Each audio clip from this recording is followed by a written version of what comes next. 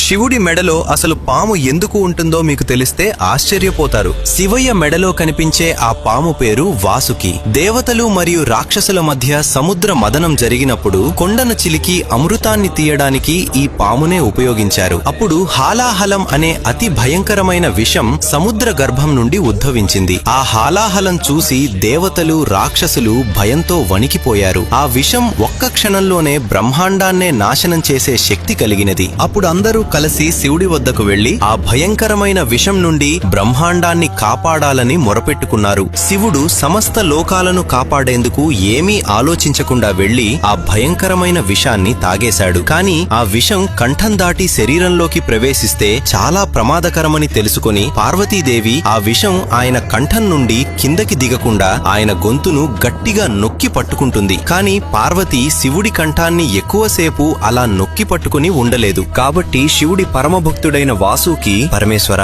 నేను మీ మెడను చుట్టుకుని ఈ విషం కిందికి దిగకుండా ఆపుతాను, అంతేకాదు మీ మెడలో అలంకారంగా మీతోనే ఉండిపోతాను అని వేడుకున్నాడు. శివుడు చిరునవ్వుతో అంగీకరించాడు. అప్పటినుంచే వాసుకి శివయ్య మెడలో శాశ్వతంగా నిలిచిపోయాడు. ఫ్రెండ్స్, శివయ్య ఆశీస్సుల కోసం అందరూ ఓం నమః శివాయ అని కామెంట్ చేయండి.